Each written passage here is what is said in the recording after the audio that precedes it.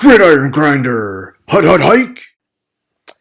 All right, party people. It's Friday night. It's Gridiron Grinder time. I'm Ryan. With me, as always, is my buddy James. Just a couple of dudes hanging out talking about what's going on in the NFL each week. This is episode 169 of Gridiron Grinder, and we're going to kick things off with Name That Stadium, like we always do. Then we're going to cover the news from this past week. After that, we're going to give you our Week 14 power rankings and game picks. And last but not least, we are going to close it off with our question of the week. And so, yeah, with all that being said, how's it going tonight, James? It's going good. How's it going with you? Pretty good, man. Pretty good. Oh, crap. I just lost my spot on my notes. No, it's good. Minor little issue there on my end. My bad. But yeah, whenever you're ready, dude, why don't you do a little Name That Stadium for us? So this is part of the show where, as you can see, I'm traveling around to various stadiums that host NFL games, generally tie it into something. First person guesses it right, which nobody has in a fucking while, so get on that. Gets an extra special shout out. We'll bookmark it. You can watch it over and over with show friends how smart you are. Last week I was at Lincoln Financial Field in Philadelphia for the San Francisco Philly game, which I thought was going to be a good game, but Yeah. God, was I wrong. But so that's why I picked that one. It should be obvious where I am now if you look at the shit right behind my head, but I'll even give you a hint. Yeah. I probably could even tell you where the fuck I was, and nobody would That, guess because nobody that fucking little cares. soccer logo behind you, though, might throw people off, man. It's a soccer logo. I didn't look at it that well. Yeah, It's not a. they must have a soccer club in that stadium as well. Really, I missed that. No, I tried it's not a tried big to make deal, sure. dude. I'm just I was just pointing it out. Really, I didn't see that. Here, Oh, I was gonna that say is a maybe you gotta soccer like ball. move to the side and you can see it, but yeah. Oh, that is a soccer ball.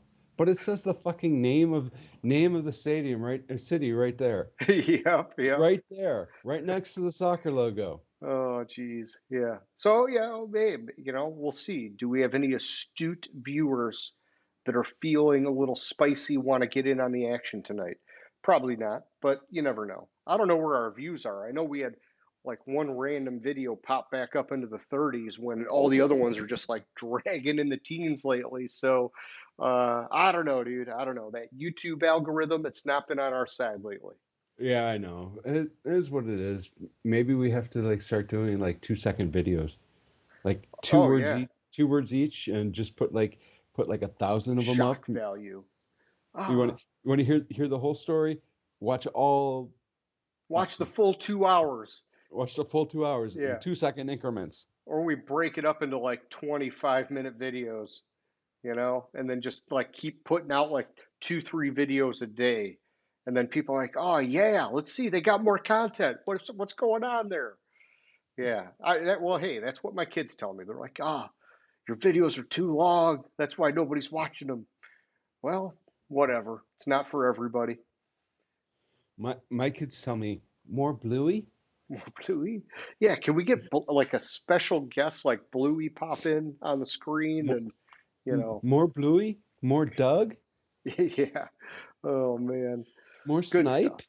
stuff. Gotta love the kiddos. Yeah, but I All mean, right. hey, Well, they yeah, they let's, they don't understand if I sit them down to watch any of that anyways. They just look at the pictures and the colors. oh, yeah, for sure. Yeah. All right. Well, let's move on and do our recap of the past week, James. And we'll start off. You were just talking about Philly. This is a rich getting richer kind of thing. Shaq Leonard, formerly of the Indianapolis Colts, has signed a 1 year deal with the Philadelphia Eagles. Nice for them as they're prepping to make a Super Bowl run here. It looks like Dallas was also in on him and they got snubbed. Jerry Jones was making some comments about it, whatever. He's always commenting on everything. But I don't know, dude. He was great for a long time in Indianapolis. And all I'm going to say is last year, the dude changed his name. And or not necessarily changed it, I guess. He just like started going by his like birth name, which apparently he didn't do for like 15 years or something. And it just seemed like the play fell off a cliff and he was hurt all the time. And it just reminded me of like the drama you see with a lot of the wide receivers that become Hmm. head cases. I'm just picking up a lot of that with Shaq Leonard. I'm sure if anybody can manage that personality, it's going to be the Philadelphia Eagles, but it just, keep an eye out for it, man. I'm not sure that they're going to get the results that they think. Yeah, it's true. But hey, they just keep sign whoever the fuck they want anyway. So Yeah, stack that linebacker group and make your run. Other linebacker news, we got Von Miller. He is facing a domestic assault charge. I guess there was a another warrant. one? I don't know. Did we talk about him last week with us? No, like I I swear like some shit happened in Denver, like or something. Oh, yeah, then this is new. Yeah, because there was a warrant out for his arrest this week. He turned himself in, and I guess the team is saying that he is going to continue to practice and play while this whole thing works itself out. And so I don't know if that means that they've seen some of the evidence or heard his side of it and believe that it's, you know, not a big deal or whatever. But, the domestic violence stuff nowadays, you would think that either the team or the league would put him on suspension or something until they get more information. But we'll see what happens. And I see you looking it up. Uh yeah. So the woman who originally what the fuck is this? Fucking ads. Um so this is why. I'm gonna read this article. Blah blah blah. Miller turned himself in, arrest warrant. Da, da, da. It's the Thursday practice. The woman since has said no assault took place, and so he is accused of assaulting his longtime girlfriend, who told Dallas police she is 6 weeks pregnant. The Ooh. woman since has said no assault took place.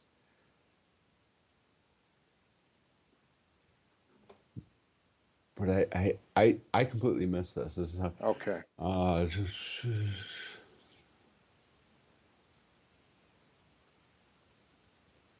okay, so she texted somebody in the news saying no one assaulted anyone. This is insane and sad. So the Yeah, it FDA makes you supported the wonder how arrest it all warrant came showed. up then. Okay, so there was an argument that began on Wednesday morning, and and blah blah blah.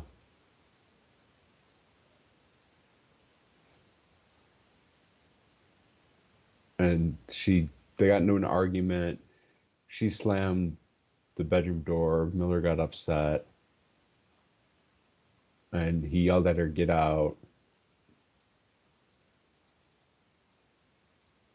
and allegedly shoved and pushed her while attempting to comply. Hmm.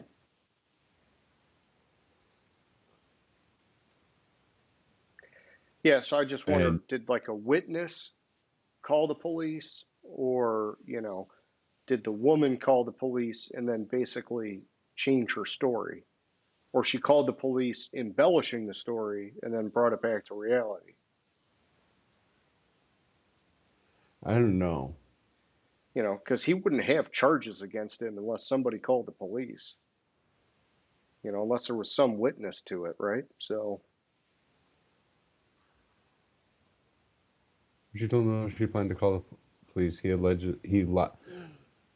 So the police observed minor abrasions on her left hand and bruising on her neck,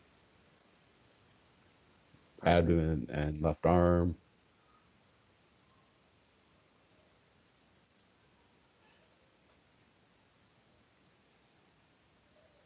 I don't, Yeah, I we'll don't find know. out more. But sounds like he's going to keep playing. So, Yeah, who knows? all right.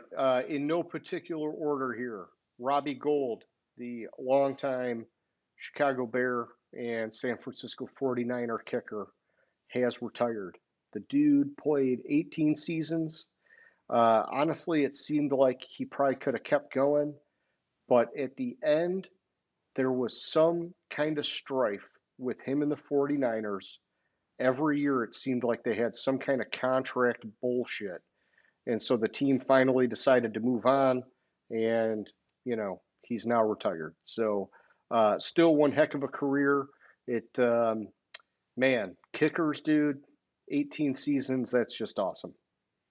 Yeah, no, I mean, he had he had his struggles out here and there. Didn't he? Was he the double doink one Oh, kicker? man, I'm trying to remember. Like that's when you said it when I heard about his retirement, and then when you just said that, I swear the first thing that popped in my head was double doink. Yeah, I can't remember, man. I just, I know that at the end of his career, his accuracy improved and he became like one of the better kickers in the league for a couple seasons near the end, which really impressive because you'd think like as these guys go on, they're going to lose a little bit from the leg, but he was honing it in still, which was really good. Holy shit! There's an entire Wikipedia page on the double doink. Uh, Damn. It was Cody Parkey. okay. So gold had to have been something else but double doink was the first thing that. Kickers, dude, they get in their own heads, man. You know, Hmm. a lot of times they don't make it that long like Gold did because, once they get in their own head, man, it's hard for them to get out and, they just fizzle up. Either they have like an amazing long career or they go a few years and then they get whacked out and that's it. Hmm. Yeah, no, you have a few that are in between and kind of like float around. They come into the league, come and go. Who's There's one that keeps doing that. Like he kicked for like three teams in the last like 4 years. Oh yeah. Like Nick Folk is one of them. Nick Folk's one of them. Shit, Um, like he played like three games for like so played yeah. like 9 games amongst three teams in like 3 years. Oh yeah, well, and the one that's been a good story was Young Wei Koo.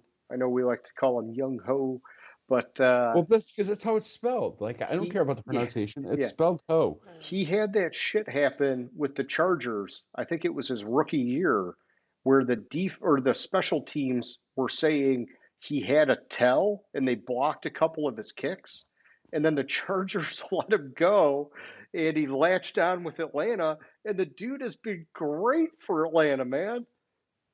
Yeah, no, I fucking forgot he was with the um You know, Chargers. yeah. No, that's been a good story because you would think that like once something like that happens for a kicker, nine times out of ten they're not going to recover from that. They just get in their own heads and the game's over, man. Yeah, well, okay, so I just kind of glanced up. So he was out of the league for 2 years. Okay. So he was with the Chargers in 17 and didn't play professional football again until 2019. Jeez, I didn't realize he was out that long. And he played for oh, do you remember the Alliance of American Football? Uh, a little bit, It yeah. was one of the spring leagues that came about Yeah. that lasted like 2 years. So in 19, he kicked for one of those teams, and then he latched on with The Atlanta Falcons. that later that year. Nice. Well, it's a good story for him. All right, so in other news, James, we've got Austin Jackson, the right tackle for the Miami Dolphins. He has signed a 3-year, $36 million extension. Kind of nice. I think when I first saw it, I thought it was a bit fat for him, but I think he's finally been reaching that next level that they were hoping Hmm. he would a couple years ago, which is nice, you know. Usually those higher round linemen, it's like it's like they either immediately get there or they never get there.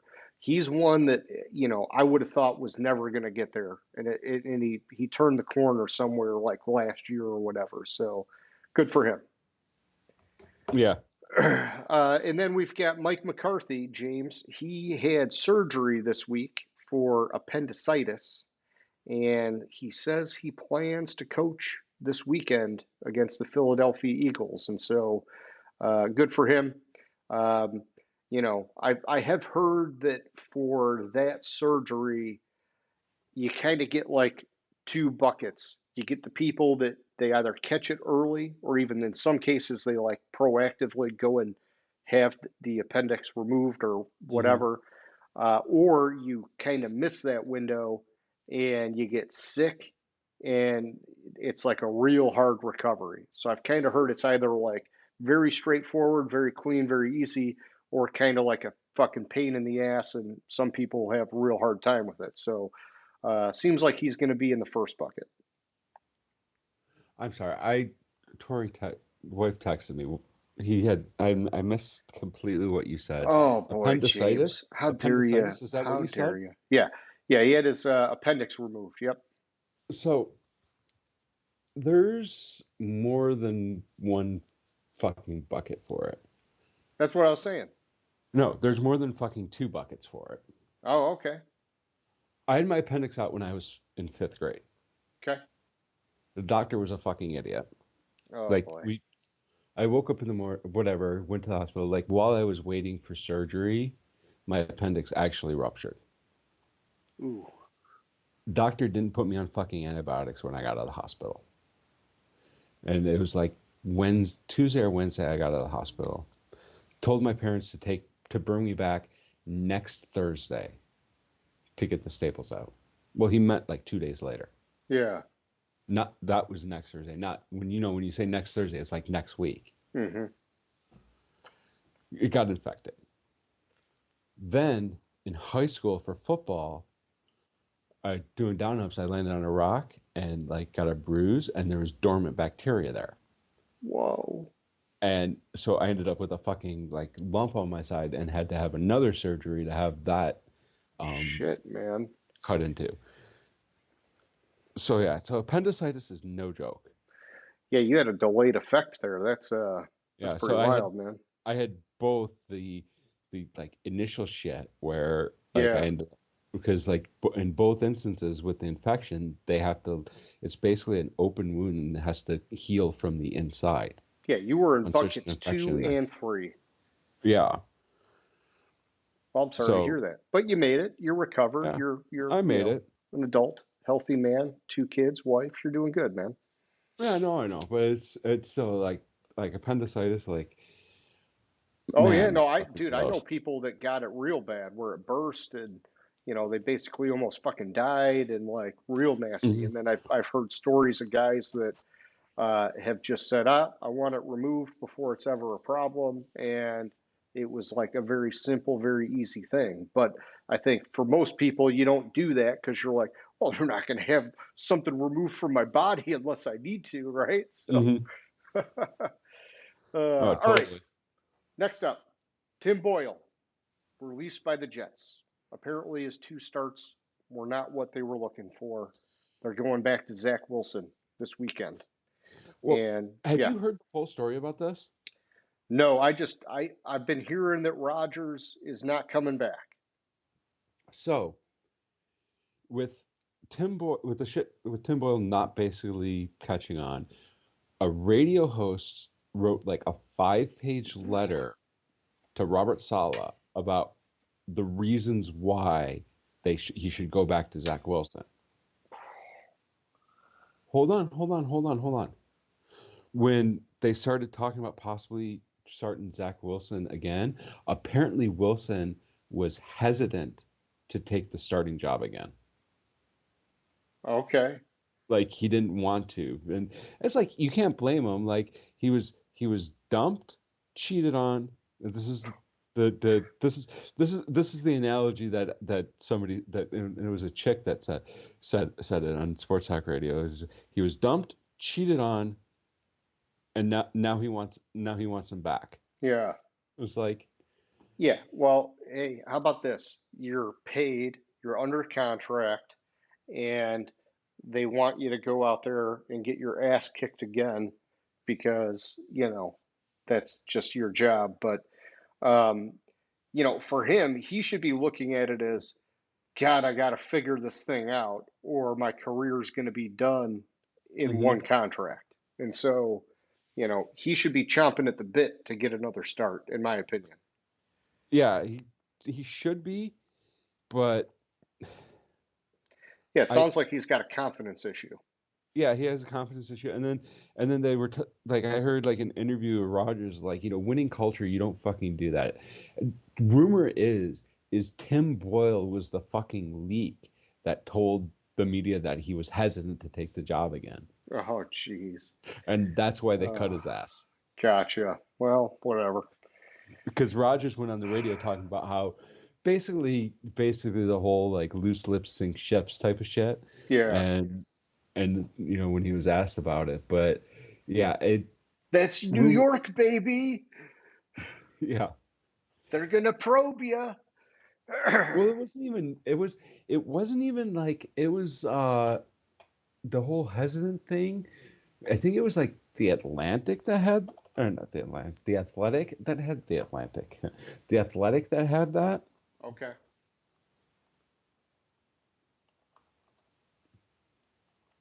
I wanted to look this up and I forgot to. How do you spell hesitation?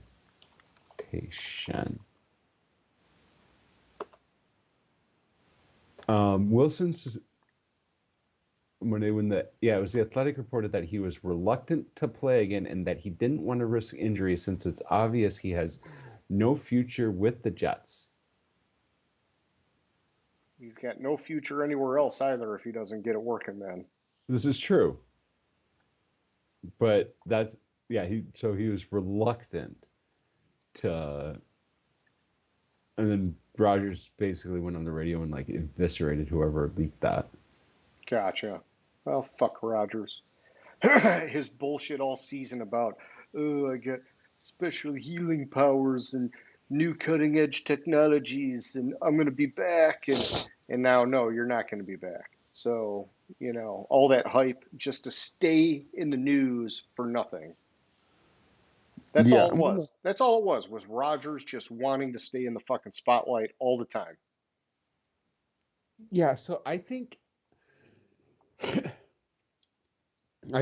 if the Jets had a legitimate shot at the playoffs, like a real legitimate shot at which I mean they kind of have an outside shot, but if they had a legitimate shot at the playoffs and they were really in the mix, I think Rodgers would have come back. Maybe. Maybe. I think that their offensive line's a disaster, and it would have been really stupid for Rodgers to come back. I think it could have been a career-ending thing if he did.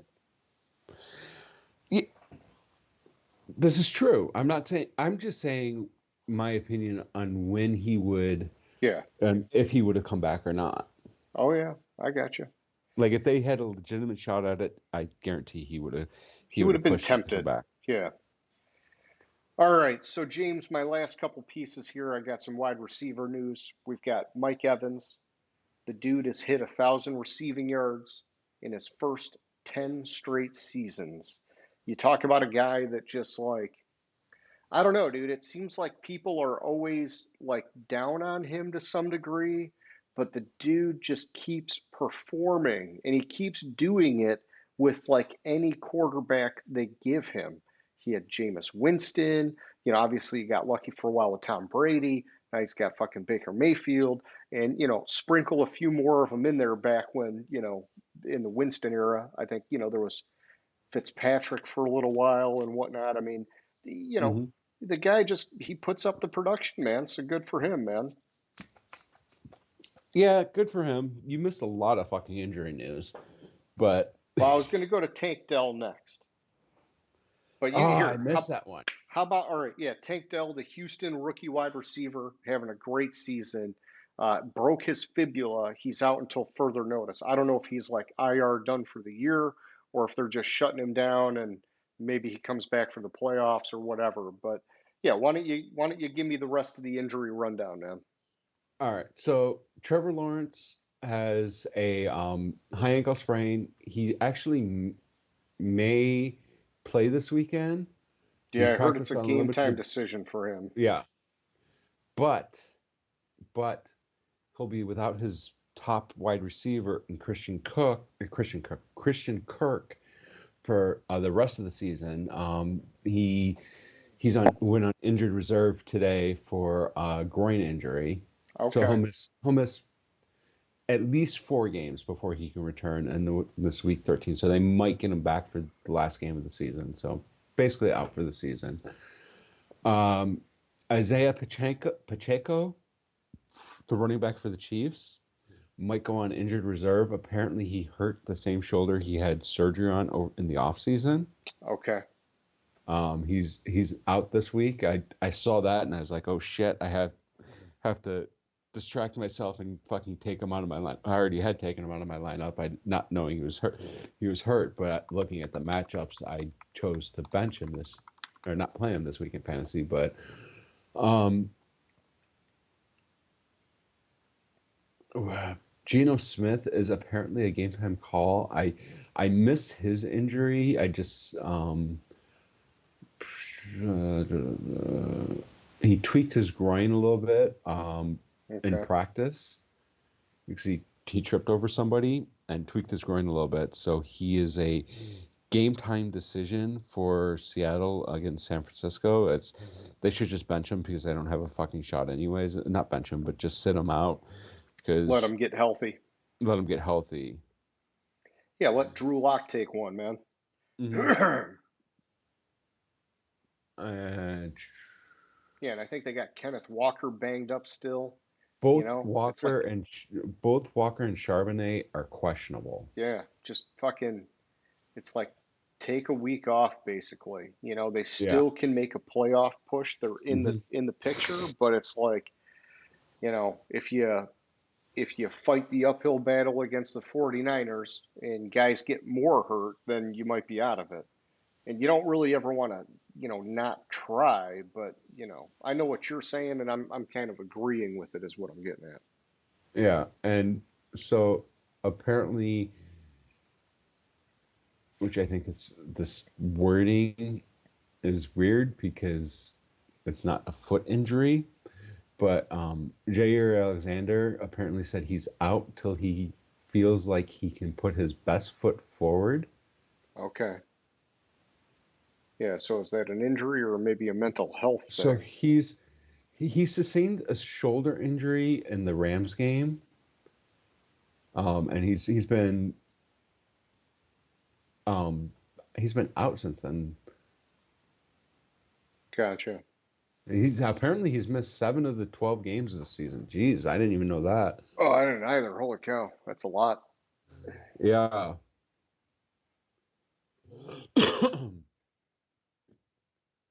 So and his shoulder. I mean, that's acceptable. I just was making funny, making because it's a shoulder injury, but he said put his best foot Best foot forward. forward. Yeah. It's like wrong body parts here. Yeah.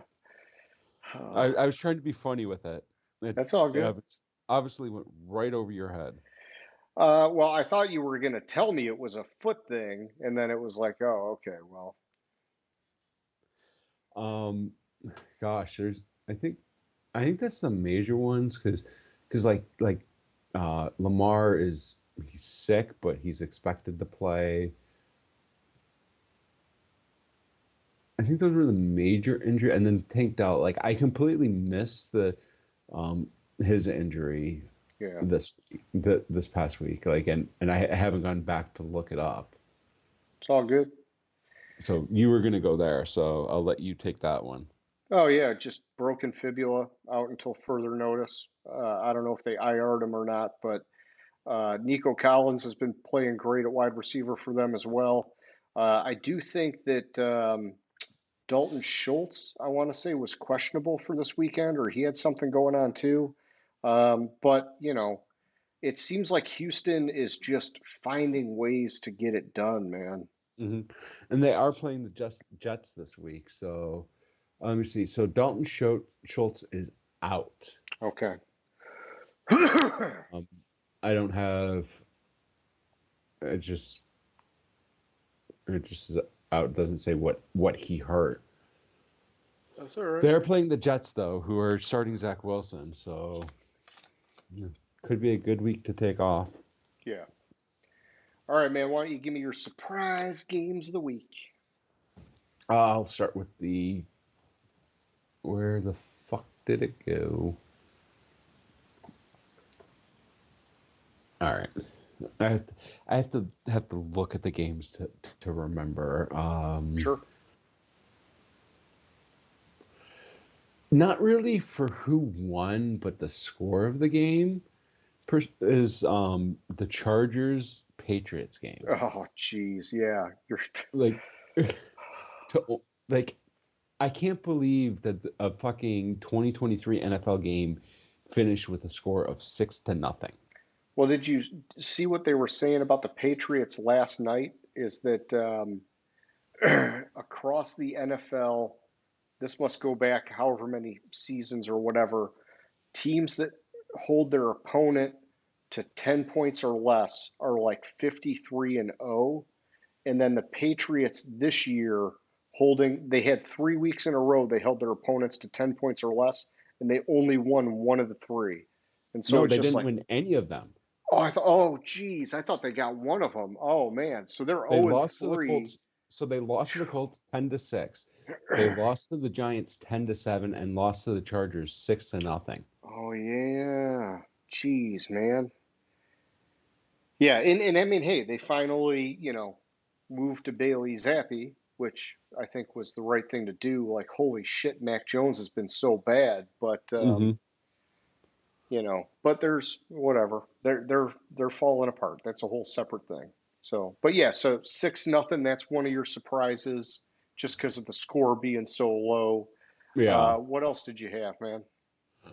Well, like on the flip side, how lopsided the uh 49ers Eagles game was. Yeah. Like San Francisco went in there and beat down Philadelphia. Like literally beat the shit out of them. And I don't know, not literally beat the shit out of them, but just beat the fuck out of them. So Hurts did get hurt at one point and left the game, and then he Hmm. came back. But yeah, San Fran was on a mission. Exactly. And then the last one was probably the biggest surprise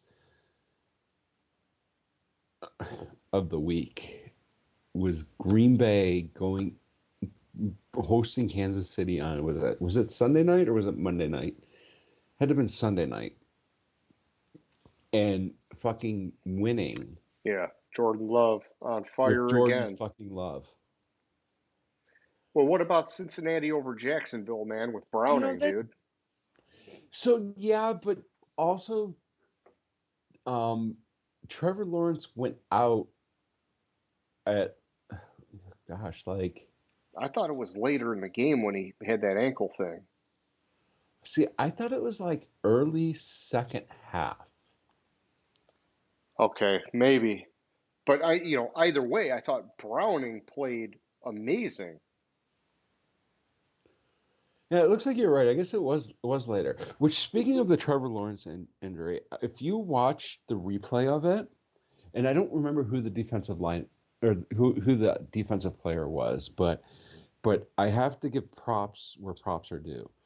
When he was kind of going down, or when Lawrence was down, and the defensive player kind of was like about to land on him, Yeah, and realized like like I'm oh gonna shit get a like he's penalty. no like realized like oh like you could see his face like he looked like seriously looked at Lawrence like oh shit he's really hurt Yeah, and did everything in his power not to land on him gotcha. Well, and that like was good. That's good So you gotta sportsmanship. give props there. And um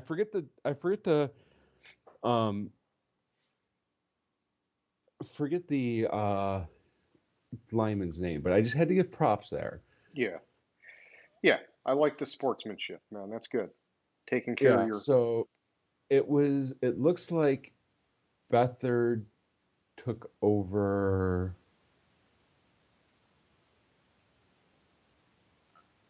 Looks like late fourth quarter. I guess you're right.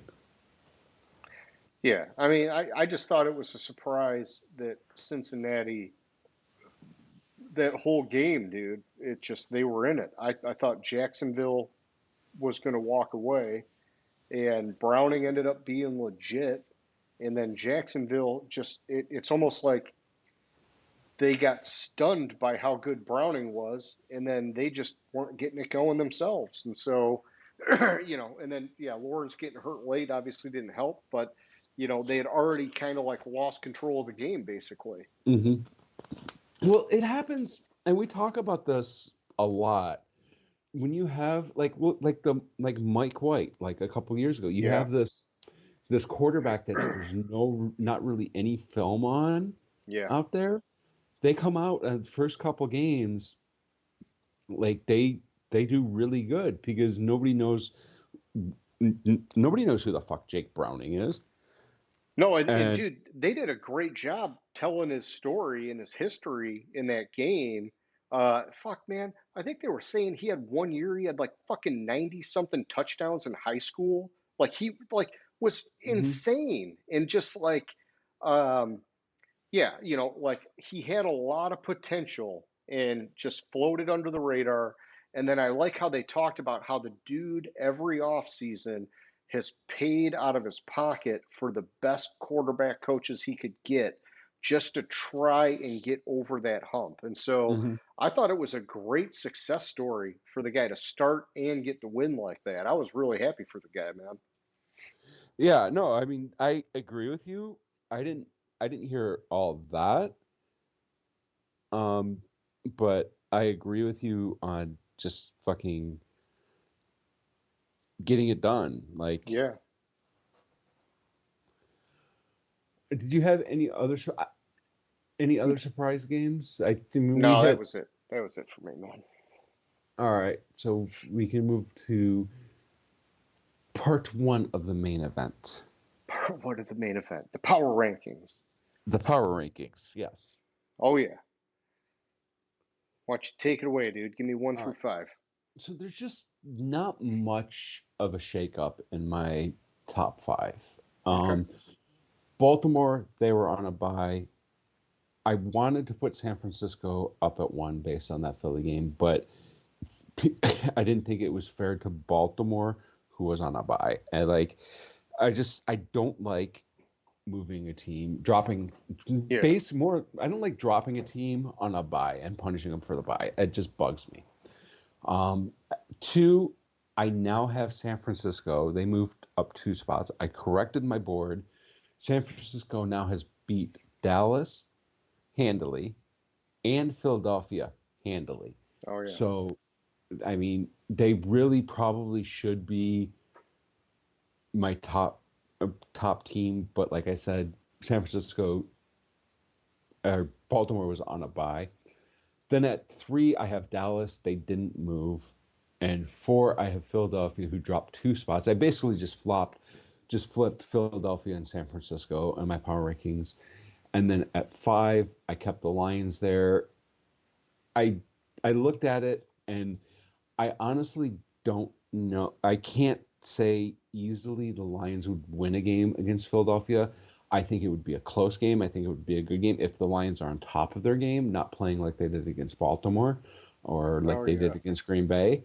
I think it would be a good game and a close game, but I can't say they would definitely beat Philadelphia.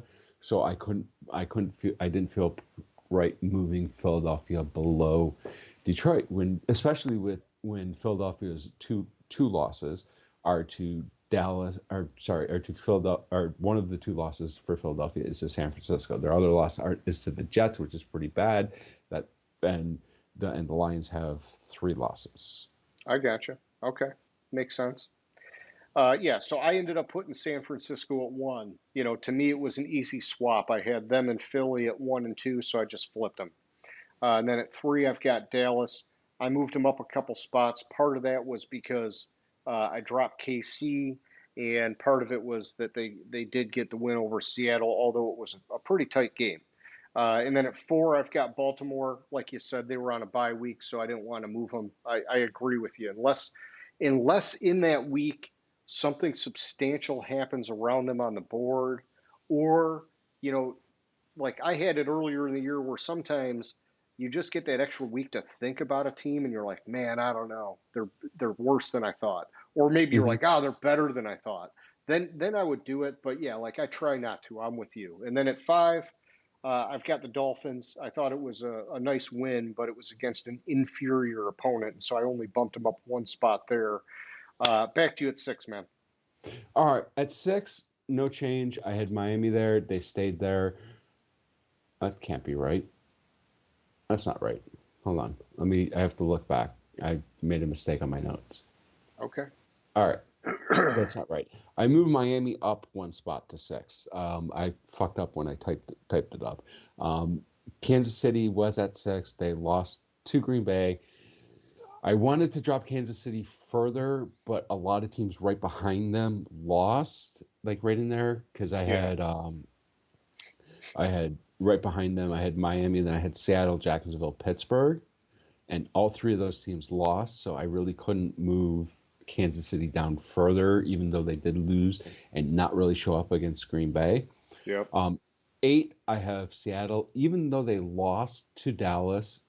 It was a close game, and I have Dallas in my top 3, so I'm not going to punish them for losing to Dallas. They should lose to Dallas. They kept it close. It was a respectable game. Oh, yeah. I'm good with that. At 9, I have Houston. This is probably my biggest bump, and I know it's crazy sounding to bump Houston up 6 spots off of a win against Denver. But you got to remember, was the Yeah. hottest team in the league going into that game. Denver has been playing really fucking good lately. Also, with Houston, I had teams right in And front of Houston's them. 7-5 now, man. I'm with you. I thought it was a good move. Right. And a lot of teams right in front of them lost also. So it was that perfect flux to bump them up 6 spots to 9. I was slower to rebound or bump them back up, but than you were, so you had them a little higher than me looking at yours. And then I have Cincinnati at 10. What this boiled down to between Houston and Cincinnati went up one spot to 10. I don't like Cincinnati in my top 10 at all, but it just kind of how things happened. I had Jacksonville at 9 going into the game. I had Jacksonville at 9, and I had Cincinnati at 11. I got you. And so I had to get Cincinnati ends up naturally having to be ahead of Jacksonville because they beat Jacksonville. I got you. Um, yeah, I hear you. I didn't do it that way, but I know what you mean. Yeah, at 6, I've got Kansas City, so I dropped them down But 3. I had them You had them like it would closer. have been. Yeah, Had them right there, yeah. like I had them a little would have farther been apart. one Yeah, two. yeah, So yeah. And part of it, I think, is that I smoked Cincinnati a little bit after Burrow got hurt, but mhm. now that Browning's looking good, I might have to correct that. But yeah, at 6, I had Kansas City. I dropped them 3. Uh, strange seeing Green Bay rolling lately with how just like a dud they were at the start of the year. But and then Kansas City, it's tough, man. They're leading the league in drop passes, and it's kind of late for them to correct that. They just got to hope these guys get their shit together.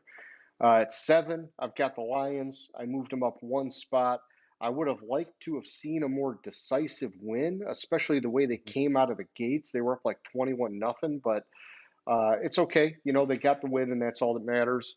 At 8, I've got Jacksonville. I dropped them down 1. We kind of covered that quite a bit. At 9, I've got Seattle. I agreed with you. I thought they played tight against a better opponent, so I didn't drop them even though they lost. And then at 10, I've got Houston, and I moved them up 3 spots. Yeah, I liked them stopping the Denver streak. I do think it's a bummer that they lost Tank Dell, but it's 7-5, man. These guys, they're finding ways to get it done, and I'm Mhm. super impressed with the Houston Texans. So for me, I have Jacksonville dropped them 2 spots to 11. Buffalo on a bye stayed the same at 12. The Rams, I have them at 13. I moved them 5 spots up, um, off of beating Cleveland. I had Cleveland at 13 last week, and so I kind of shook it up a little bit and put the Rams there, especially with 14 Minnesota. They were at a bye on a bye, and Indianapolis at 15. They moved up 2 spots, but a lot of teams in this range lost, and also dropping Cleveland down ended up being the 5 spot bump for the Rams. Gotcha. All right, so at 11, I've got the Chargers, and I moved them up one spot. You know, you covered it in the surprise game, 6-0 win. I mean, just a crappy win, right? But they got the win. Uh, I don't know what the hell I'm doing with the Chargers, why I got them so high. Honestly, it just they're 6-6. I don't know. Do they belong this high on the board? Probably not. But or I mean, I'm sorry, they're 5-7. I was looking at the wrong Los Angeles team. But it's the talent, dude. It's like it perplexes me how they have so much talent and they just aren't dominating like they should be. I should have Because smoked them. Brandon Yeah, Staley can't coach, yeah. but The coaching's off. I agree. And then at 12, I've got the Bengals. I moved them up 3 spots. We talked about that game pretty good, I think, at this point. 13, I've got the Rams. I moved them up 4 spots. I just like seeing the combination that they got on offense with Stafford being healthy, Kyron Williams being back. They're able to stay in games on offense alone. And then I think, under the radar, Aaron Donald's been better as of lately, and the defense is coming around. But I think really they're winning games on offense for the most part. And so that's good. At 14, I've got Buffalo. They were on a bye, so I didn't move them. And then 15, I've got the Browns. I dropped them 5 spots. Uh, Probably going to keep dropping them because it's pretty clear that they're not going to be able to win on defense alone. Mhm. And I don't know that DTR or Joe Flacco are going to be able to turn that offense around, man. Oh no, they fucking can't. At 16, I have Tennessee. They didn't drop, even though they lost, and we'll get to it later because I fucking killed the team in these rankings, All and right. I destroyed the team. 17, I have Cleveland. I dropped them 4 spots, after losing to the Rams, but it's more of a correction because I had them too high after losing Watson, and I talked about it like last week, I think, where I didn't like them at 13 and I would have dropped them, but it's kind of how the board shook out that they ended up getting to stay at 13. Yeah. At 18, I have the Chargers. They got a 1 spot bump that I didn't want to give them a bump after beating the New England Patriots 6-0, but Yeah. we'll get to it later. I moved a team down Based on a the lot. smoke job. I got you. Yeah. At 19, the same with Atlanta. I didn't want to move them up. I barely think Atlanta's a top 20 team. Um, but again, smoke job, like that's just how they won. They beat the Jets. Whoop de fucking do. Um, 20, I have Arizona. They moved up 4 spots. This one was kind of a function of who I had it. I had Arizona at 23, 24, 24 last week. And then teams that I had at right ahead of them all lost up to 21. Like my 23, 24 or 21, 22, 23 all lost last week, and I Yeah. smoked a team. So Arizona got the benefit of the doubt to get into the top 20. Floated them up. I got you. Or not the benefit of the doubt, but got the luck of the The fucking board. draw. Yeah. Yeah. So yeah, at 16, I've got Indianapolis, and so whether it's by hook or crook, they're finding ways to win pretty much all year, and they've had injuries and all sorts of things going on, and so I'm pretty impressed with the Colts, and there's a lot I think to not like about their organization in general because there's Mhm. some dysfunction there, but I think Steichen is he's making it work with what he's got. And he's found some magic in Zach Moss. He's found some magic in Gardner Minshew, and the defense has been playing surprisingly well, even without Shaq Leonard being there. And so I'm happy for the Colts, man. It's 17. I've got the Broncos. I dropped them down one spot. That was a tough one because they pretty much gave away the game at the end with that late Mhm. pick that Russell Wilson had. And so I think that this week is going to be critical to see what kind of resolve they have and whether they can get back on track because they did have that sweet 5 game win streak. And then it was a really sloppy way to close out that game and lose against Houston. If they're a tough team, they'll bounce back. If they're not, they'll have problems. And so I think this next week is going to be important. At 18, I've got the Raiders. They were on bye. I didn't move them. At 19, I've got Pittsburgh. I dropped them down 8 spots. Similar to what I was saying about Cleveland, you just can't win on defense alone.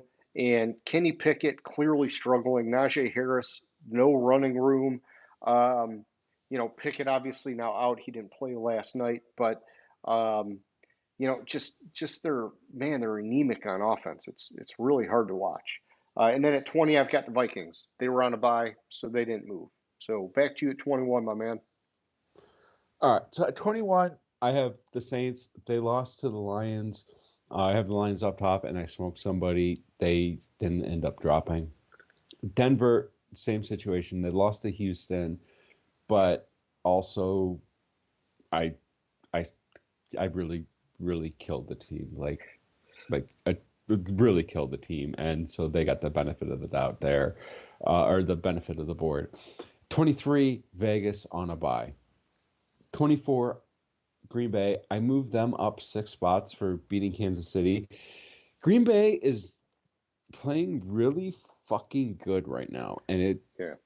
it surprises me, and it's streaky because I guarantee you, like, I'm at a loss for fucking quarterback in fantasy. Every quarterback I fucking put on my fantasy team ends up getting hurt. I've had 2 quarterbacks go on season ending injuries this year. I picked up Sam Howell because that's like the only choice I fucking had to pick up. Well, Washington's on a bye this week, so the best option to pick up for this fucking week was fucking Jordan Love, and I hate it. So Green Bay's Oh gonna man, they're gonna gonna fuck implode. they're gonna implode this week. It's just my luck of fantasy this season. And then at 25, I have Tampa Bay. They beat Carolina, but with me moving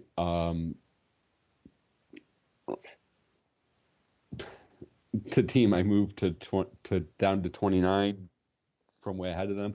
They kind of just stayed the same based on how the board went and moving Green Bay ahead of them.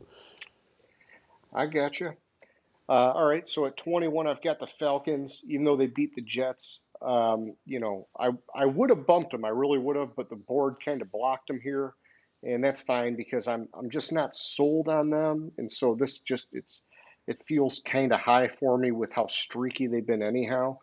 At Mm-hmm. 22, I've got the Packers. It's a similar situation. I did want to bump them, but the board sort of blocked them and I would have had to make a more radical move, which I just didn't see being appropriate because, like we talked about, Green Bay was such a dud earlier in the year. They've been, it's like, is it a flash in the pan thing that we're seeing right Mm-hmm. now, or is it real? I don't know. I want to wait and see if it's real. At 23, I got the Buccaneers. hey, it was like a hapless opponent that they beat, but they did get the win, and so I'm moving up one spot. They barely got the win. Yeah. And then at 24, I've got the Saints. I moved them down one. They kept it tight. Um, Derek Carr got hurt later in the game. Winston came in, and I don't know. Like I said, I was unhappy that the Lions didn't have a more decisive win, but they did get the win, and so the Saints, I dropped them one. And then at 25, I've got the Cardinals. They've now won 2 out of 3 with Kyler back in the lineup. And they did, if you recall, which I'm sure you do because you got them higher than I do, they had so many really close games at the start of the year with Josh Hmm. Dobbs at quarterback. I can see Arizona making a nice run up my board as the season comes to a close here. They're really, I know the record's not entirely showing it yet, but they've got a lot of fight in them, and they've played a lot harder all year than I expected from that team. Hmm. And and I was saying at the beginning of the year, like Arizona, like they just had to put together a full game, and they could do some damage, and they're starting to put together full games, and Yep. they're winning. So like, no real change in 26-30 except for one. So and it's really all these teams, these two teams, the Jets and Washington, stayed at 26 and 27, even though they lost, because I moved a team from ahead of them behind them. The Giants and Chicago were on a bye, so they stayed at 28 and 29. And then here's the one I've been alluding to the entire time. I dropped the Pittsburgh Steelers 20 spots to number 30. Spanked them. Um, Is some of that because you did this after last night's game, or is it? no, it's not. Oh man. If you remember last week, I was saying when I had Pittsburgh at 10 that like it's just how the board is, and I really wanted to move them down. Yeah. This is just I finally was able to make the correction for what I'm seeing with them. Sure. Um, and so this was that correction, and this correction was coming, and then I saw last night, or I heard about last night's game because I didn't fucking turn it on. I didn't want to fucking watch that game. I thought it was going to be a dud. It it was surprisingly better than I ever could have imagined. I thought it was going Mhm. to be the worst game of the year, and it kept me entertained for a little while. But yeah, I mean that's football, man. You just never know.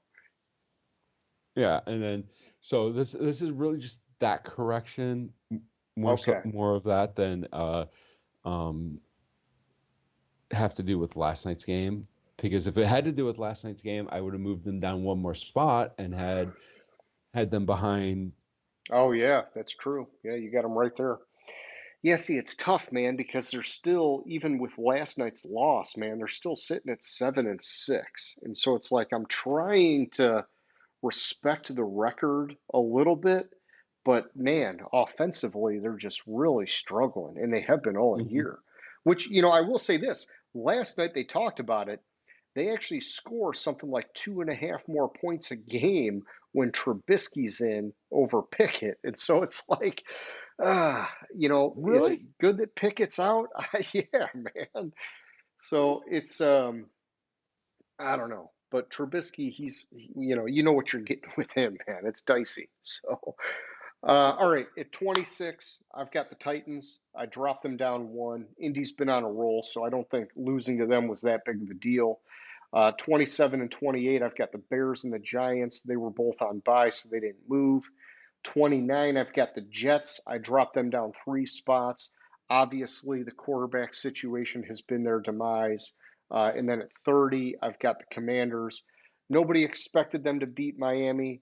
I wanted to see it be a little bit closer, but it didn't matter. So I only moved them down one spot, man. Give me your dumpster fire, James. All right, 31, and this is just a dumpster fire for this week because this is going to change. 31, I have New England. They lost to the Chargers. They held the charge. Ironically, statistically wise, defensively, New England it looks like a good team. Yeah, on If you just defense, look at yeah. their defensive statistics.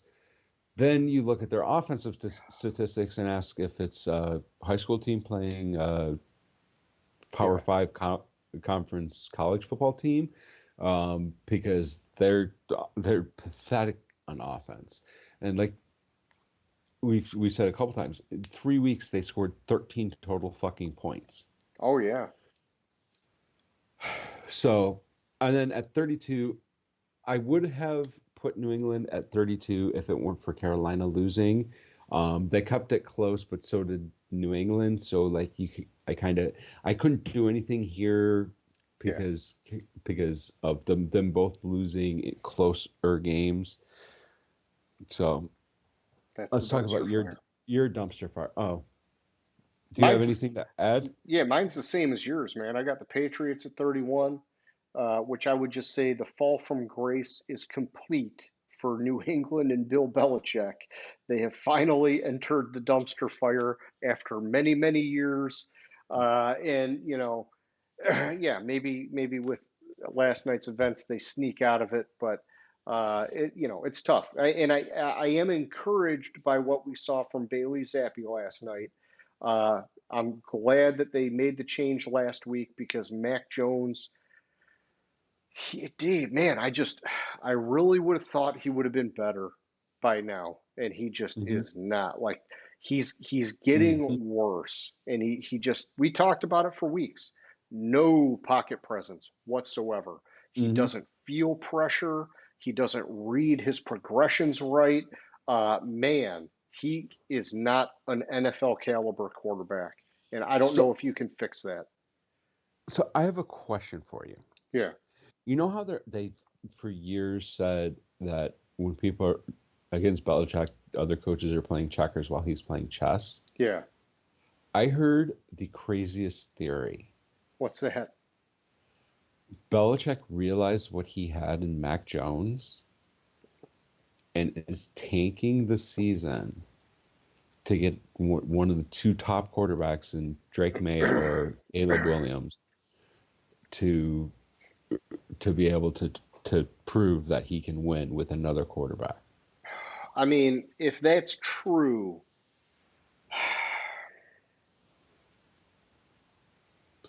I mean, I think you never know. But the problem is, man, there's so many rumors that he's going to be out after this year. there's so many rumors he's going to be out if he doesn't make the playoffs this year. There's also the other thing about it is if that were the case, he would not have benched Mac Jones. Yeah, he would have just kept riding it to the ground. And Yeah. and you look at what they've done lately on defense. You know he can coach the shit out of that defense. Hmm. Like he wouldn't be pushing that hard if he was just going to let it tank. I think he's, crazier things could happen, but I think he's going to be out after this year. Yeah, they'll draft a quarterback and they'll bring in a new coach, and that could turn him around pretty quickly, to be honest. But it's not going to be with him at head Yeah, coach. it's not going to be with him at coach. I wanted to get your take on the crazy rumor. I thought it was Yeah, fucking nuts, but it'd be wild. If he would have done it like a year ago, I might have been like, okay, he's probably still got a little bit of rope with Kraft, hmm but I don't think he's got any more rope, man. I think he's at the end of it. yeah, All but right, what if he went to Kraft at the beginning of the season and said, "Look, this guy Mac Jones fucking isn't good. sucks. This guy sucks. We made a mistake. We have to fix that by doing X." And Kraft said, "Okay." Well, actually, I think if I was Kraft and Belichick did that, came to me and said that, I would have fired him on the spot. But Yeah, that's another story. I think Kraft is ready to make the move, man. Hmm. But we'll see. Time will tell. Yeah, and so then, yeah, at 32, I got the Panthers. The coaching change so far hasn't yielded any better results, but that's okay. They're a struggling team and a major rebuild, and it's going to take a while for shit to come around for them. So, yeah, Yeah, I agree with you there. And the other thing with it too, with Belichick, is the Mac Jones debacle is his fault because he's the general manager there too. it is. Yeah, big time it is. Yeah. Yeah, he should have, man, he should have fucking made a trade at the deadline or something. He could have went and got Jacoby Brissett back or something. Mhm. He could have done something, man, but no. And that's all right. We'll see. We'll see what his future holds. But we talked about it a while ago. He's so close to Shula's record that whether it's with New England or elsewhere, he's probably going to be coaching next year. Mhm. Exactly. He'll be coaching next year. Where it's not going to be fucking New England. No. All right, man. Why don't you segue us over? Let's do some game picks. All right. Both of us, we had a rough week last week. You got 8 right. Yay. I got 7 right. Brings our season total for me 103, you 118. You're at 61%. I'm at 54%. Last night we both were on the Patriots. Don't want to talk about it. First up, we have Tampa Bay at Atlanta. So this game, actually, I was reading that, and I was hearing, and I wanted to look it up, that basically with tiebreakers and everything, no matter what happens in New Orleans, if Tampa Bay wins, they'll be tops in the division.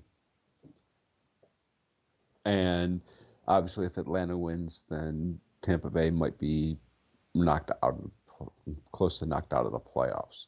Yeah, it's Besides, do if or they die, get, basically. yeah. And basically, for any of the NFC South teams, their only chance at making the playoffs really, honestly, is more or less Win your they're division. legitimate shots. Win your division. The NFC South fucking blows. Yeah. Like the leaders at 6-6 right now. Um, Outside of that, this game, two terrible quarterbacks. AJ Terrell and Jeff Okuda are questionable. So Baker Mayfield, if he knew how to play the quarterback position, could Expose that. could expose that. Yeah, thank you. I just hate this game. I really do hate this game because it's I don't like either of these teams how they're constituted. Like Yeah. um according to ESPN statistics, Tampa Bay wins, they have a 39% chance to win the NFC South and a 44% chance to make the playoffs. But if Tampa Bay loses, they have a 3% chance at winning the NFC South and a 6% chance of making the playoffs. Yeah. For Atlanta, if they win, it's 81% chance to win the division and 83% chance to make the postseason. But it's not as dire if Atlanta loses. It only drops to 34 and 38% respectively. Okay. But with all that said, And it's in I Atlanta, think, right? yes, it is in Atlanta. Um, didn't they already played this year too? Or is this? I'm trying to remember if they played. I was trying to remember when I did my model because when it's a divisional game, I kind of want in my model I want Yeah. to factor in the and I'm looking for the game. It's either they played. Yeah. Okay. They So played Tampa Bay early on. Atlanta won lost 16 to 16-13. 13.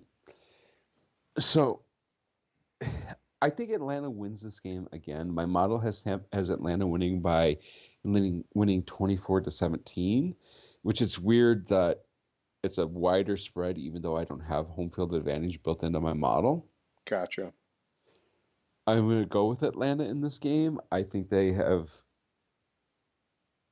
what it boils down to is Atlanta has a slightly better head coach than Tampa Bay. Yeah, Todd Bowles, he's really a premium defensive coordinator. So, Yeah. all right. Well, I've got it the other way. I've got Tampa Bay winning this one. My model has it less than a point. It's got it by zero point 0.7 going to Tampa Bay. And I would just point out that I think, in my model at least, the heat map is really strong in the trenches for Tampa Bay, and that can be a factor in this game. But, it should have been a factor for them in a lot of games this year, and it Mhm. really wasn't. So it's kind of hard to rely on it. But either way, I'm going to stick with it, and I'm going to take Tampa Bay here. All right. Next up, we have the Los Angeles Rams at the Baltimore Ravens. Well, even though the Rams are playing better, and even though Lamar Jackson is sick, but he's expected to play, or is dealing with an illness, do we? Is there honestly a world where the Rams have a chance in this game? I don't think so. I don't think so either. Um,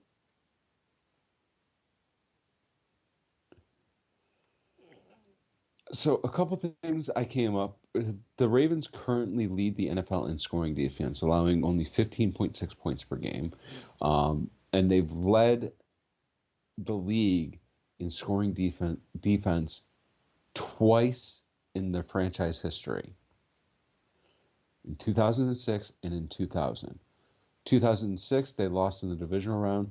2000 was the year they won the Super Bowl with God, I don't even remember who's it was. It was the one before Elvis Grbac. It was Oh yeah, probably the worst quarterback to ever win a Super Bowl, other than when Peyton Manning did it in Denver. Trent Dilfer, was it? That could be. It could be. I always forget, dude. I think it was Trent Dilfer Okay, because I think that Super Bowl was in Tampa Bay, and that was the irony of it gotcha. was it was 2006 Baltimore Ravens. No, weren't you saying 2000? Yeah, that's what I meant. Sorry. 2006 was one of the years, but I just Yeah. all right. So their quarterback was. Is my memory right? Is my memory right? They beat the Giants. Staff. Yes, it was. Their quarterback was Trent Dilfer. And that Super Bowl was in Tampa Bay, where Trent Dilfer played for all those years. Or I'm sorry, it was in Tampa, Florida. Okay. My fault.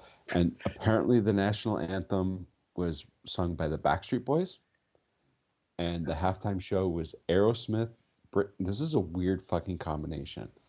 The halftime show was Aerosmith, Britney Spears, Nelly, Mary J. Blige, and NSYNC. Well, it was 2000, right? So, Yeah. Um. Anyways,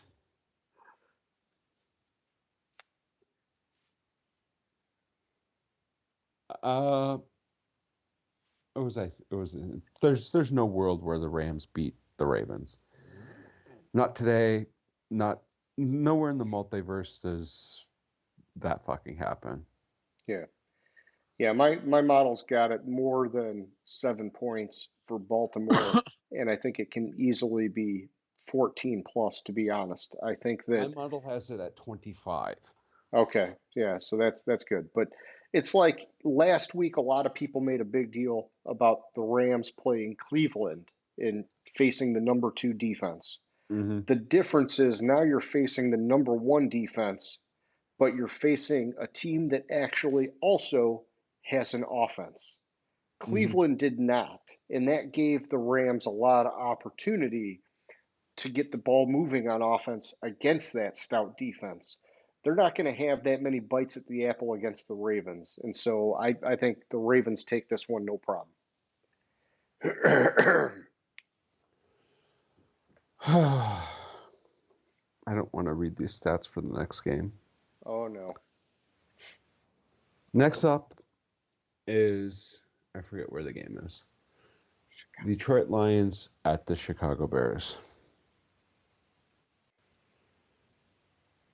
All right, first of all, I might actually fucking keep a tight end in our league going into the next season.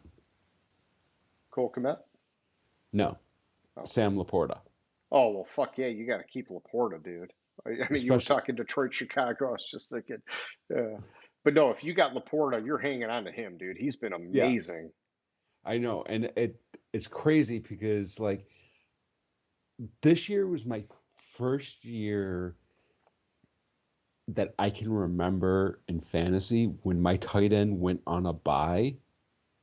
I dropped another player Yeah, to pick up a tight end. yeah, yeah. Unless you get like Kelsey or one of those top guys, you're just like, scrap Hmm. them and see who's in the waiver wire. Right, but Laporta's Laporta one of those top is guys. one of those top guys, at least fantasy wise this Yeah. season. Oh, dude, he is light years ahead of where he should be for a tight end. Yeah. Um,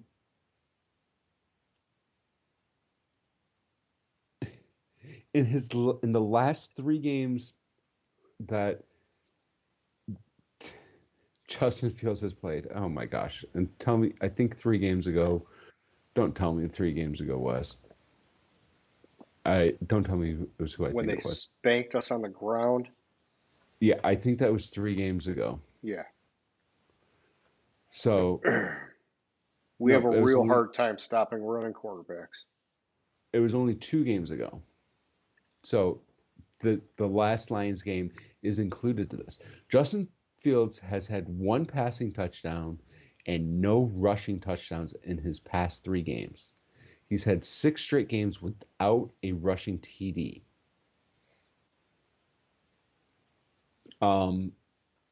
Which is crazy. This is the stat I don't like. You'll understand when I say it because anybody else would say I'm crazy for not liking the stat. So, according to ESPN Analytics, if the Lions win this game, they have a 95% chance of winning the division. If they lose the game, it's an 80% chance. Okay.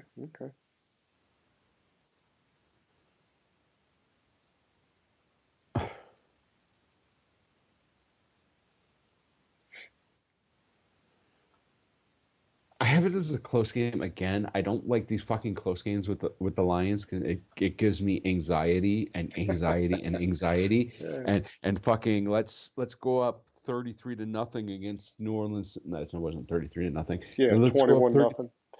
33-0 against the Saints and then let them almost win the game on us. Yeah. Type of shit.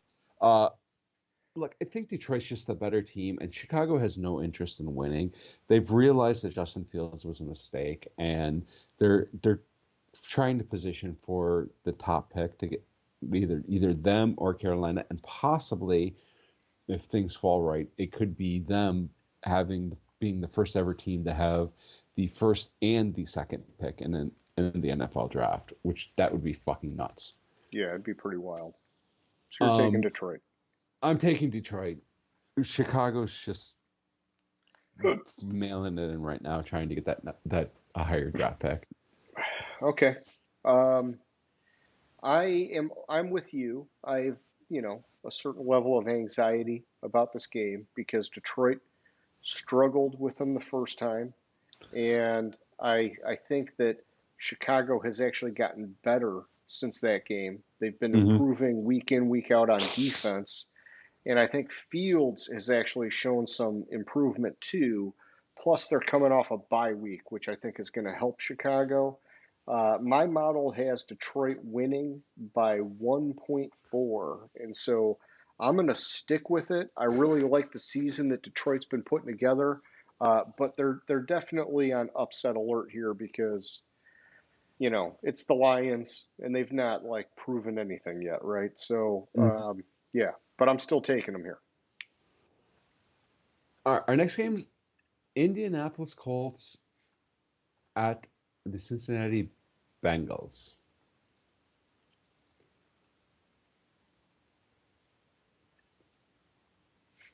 Huh. Ironically, Jake Browning went to Washington and Gardner Minshew went to Washington State. Ooh. Um, and that's the Apple Cup, which won't ever happen again, but that's another story.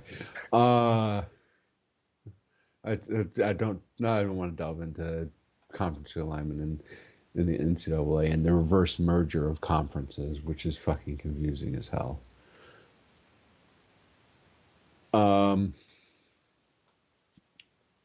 Where was I? Browning surprised people last week. And I kind of mentioned this earlier when we talked about our surprise games of the week, is a lot of times when there's no film on a quarterback, they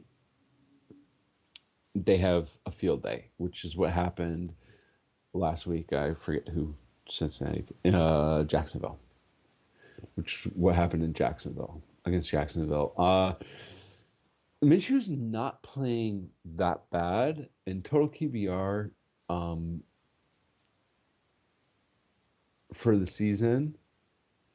In his 8 starts for Anthony Richardson, he's ranked 14th, so he's a middle of the pack quarterback, which is great. That's you have for a backup. That's amazing, man. Yeah. Both these teams have a chance to make the playoffs. Indianapolis has a chance of winning their division. With the Colts, if they win, their chances of making the playoffs goes to 74%, and where the Bengals, or where they lose, it's 40%. Where the Bengals, they have a 20% chance of making the playoffs with a win and a 3% chance of making the playoffs with a loss. Okay. They're not going to make the playoffs. So my model has Indy winning the game, barely winning the game, but winning the game. And this is another week where, unless something I noted as we're talking convinces me otherwise, and with the picks I sent you, I didn't override my model at all. And I'm going to stick with my model in this game and pick the Colts. I don't. He could do it back-to-back weeks, but I think once there's film on him and they're going to be able to scheme towards him and take away what he was doing, or find tells, so to speak, in his cadence, in his you're seeing a mean reversion, basically. Yeah, and to what the mean is, we don't know yet, but less. Yeah, so I think he's gonna regress, and the more films out there, the more he's gonna regress. So I'm gonna stick with the Colts in the game. Sure. Yeah, I'm going the other way. I'm going to take the Bengals. I like that it's in Cincinnati. I want to ride the hot hand with Browning while I can. I think he has great weapons to take advantage of, with Jamar Chase, T. Higgins, Tyler Boyd, obviously Joe Mixon at running back. But I also think the Cincinnati defense has been playing very strong football. And now that they got that week with Browning to show, hey, we still got a chance, I think it gives them a little bit more incentive to play even tighter.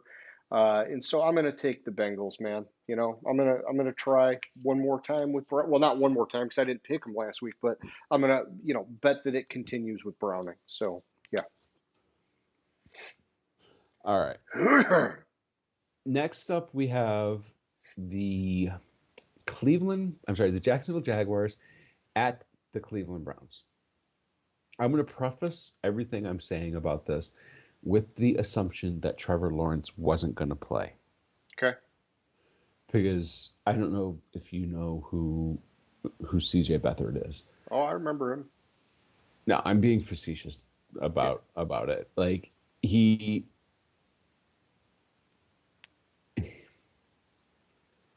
last week against Cincinnati, he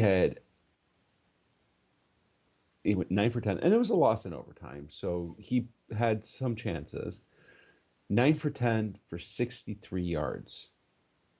Yeah, dink and dunk.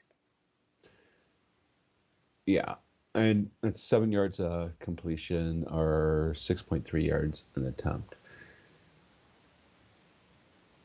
Thing with it is where Jacksonville could excel in this game is if it wasn't against the Browns, would be in the run game. They can make up for the ineptitude at quarterback by having a run game, but the problem is they're playing the Browns, who allow. Huh. Huh. Oh, okay. I was like, what the fuck game am I talking about? Yeah, Cleveland, Jacksonville. right. Cleveland, Jacksonville, and then I have notes about Cincinnati. You're getting all mixed up over there, bud. I have too much shit going on. I kid you not.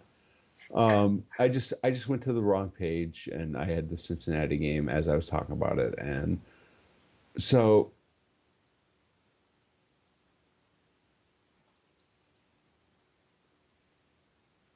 the Browns are they don't have notes about their defense. I don't have no. I need Yeah, notes about their defense. Why the fuck do I have notes about fucking Cincinnati's defense and not the Browns? yeah, Miles you Garrett, you he's carried not. over last week. Yeah, Miles Garrett is still in the hunt for the sack record. He now has 13. He has 13 sacks on the season. Um, and Josh Allen of the Jaguars has 13 and a half sacks on the season. And Joe Flacco's probably starting, whose limited mobility is going Very to limited. be Yeah. very limited. And uh, so I'm going to preface this that this could change if Lawrence is playing, but Yeah. my model has Lawrence not playing, and it has the Browns winning by a touchdown. Okay. I don't think Joe Flacco can score a touchdown, but that's another story. Yeah, so I'm taking Jacksonville. I do have my model set up as Lawrence playing. Even if he doesn't, I'll probably stick with it because I think they said it's a game time decision. And so I'm just going Hmm. to commit to it and see what happens. Like we talked about with Cleveland earlier, it's great that their defense is so good, but if they can't do anything at all on offense, eventually you're going to give your opponent so many chances to get some points that it's just going to be hard to win. And so I'm going to take the Jaguars, man. All right. Next up, we have a game that I don't think the road team has a chance in hell at winning it all either, which is well, I wouldn't think that until I model it out. You have the 1-11 Carolina Panthers at the 5-7 New Orleans Saints. And Good Jameis news? Winston at quarterback, maybe? No. Derek Carr Oh, he cleared the concussion cleared protocol. concussion protocol. Okay. So probably Derek Carr at quarterback. Bryce Young, who hasn't shown any improvement whatsoever this season. Derek Carr, who's Is maybe just a little better. just a little better. And if it goes to Jameis Winston, well, there's a gun. There's here wild chances going there. So Carolina has nothing to play for except for minimizing the number or The pick for minimizing the Chicago. hurt of the Yeah. trade of their pick to Chicago. Yeah. Um, Yeah, because that's like I would say people get fired for that, but people have already been fired. So, Yeah, do they have anyone else to well, they so the fired the Saints, coach. They didn't fire the GM, right? So, I thought no, they fired the GM uh sh- previously. Like the GM was already okay. gone. So, okay. Because So, yeah, this isn't the GM that made that trade, you're saying. I don't think it is. Okay. Because, yeah, that guy, It might be, yeah, but that I guy don't should think be it getting is. fired. Anyways, so even though the Saints have lost three straight and five of their past seven, um,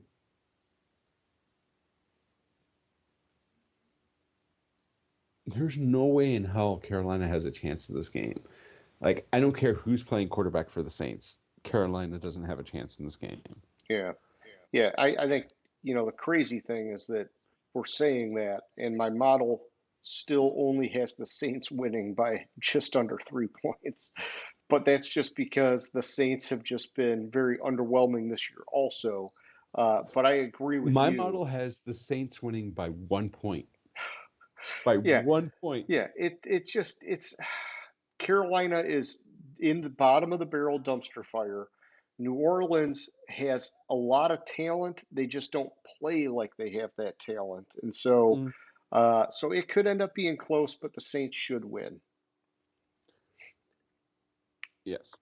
So then we have the Houston Texans at the New York Jets. I'm sorry, at the Zach Wilson led New York Jets. Yay! Look, they would have a better chance if they put Brees Hall at quarterback than Zach Wilson. They would have a better chance if they got LT to come in out of retirement and play Yeah, quarterback for them. let's just They go would have a better Wildcat, chance man. Yeah. if Revis was playing quarterback for them. They would have a better chance at winning if you were playing quarterback for them, and Yes. you wouldn't be Yes. able to see over the offensive line. Fuck you, but yes. Um, Houston Texans. It is concerning losing Tank Dell. He's been a great story this year, but like CJ Stroud is just a baller, and he's Yeah. not. He's the winning championship teams, which is the what I'm seeing. I'm not saying Houston's a championship team. Don't get that. Championship teams beat the teams they're supposed to beat. Yeah. I while they have that culture in Houston where they will beat the teams that they will not necessarily beat them because they're still learning, but they will get up. Teams are supposed to beat. They will be up for the game. They will prepare for the games. They won't overlook it. D'Amico Ryans has instilled that in them. Houston beats the Jets by a field goal, but still beats the Jets. I like what you're saying. And I'm taking Houston. This is one that it's hard for me in my model to wrap my head around it because my model has the Jets winning. And part of that is because the Jets defense has been so good. And I think that Houston, there's a lot of player ratings that are lagging in my model because they've really come a long way from where they started, which we thought was kind of like rock bottom.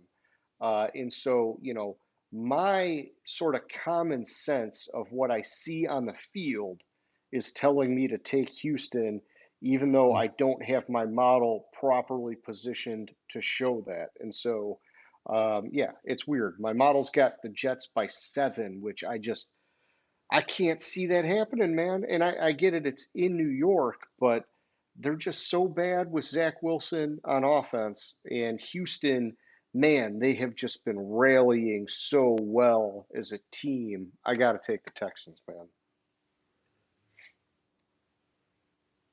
Next up, we have the Minnesota Vikings at the Vegas Raiders.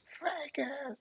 I'm sorry, the Justin Jefferson returning Minnesota Vikings Oh at boy.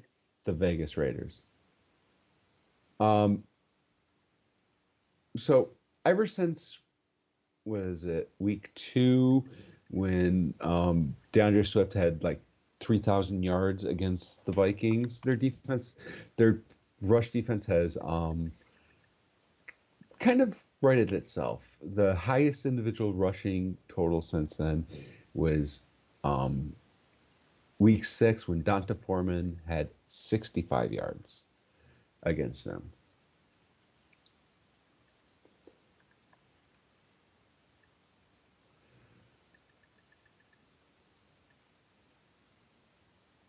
A stat I don't like is apparently Josh Dobbs has thrown 5 interceptions and lost a fumble in the last 2 games. Yeah, I think he had 4 picks in the last game.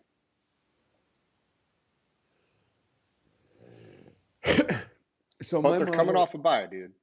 they're coming off a bye. My model has it as a 24-16 victory for the Vikings, and I'm going to stick with my model. I don't I'm not finding much to talk about because these teams they're Yeah. cusp playoff teams, but they're really not good teams. Agreed. Agreed. Yeah, I'm going with the Vikings.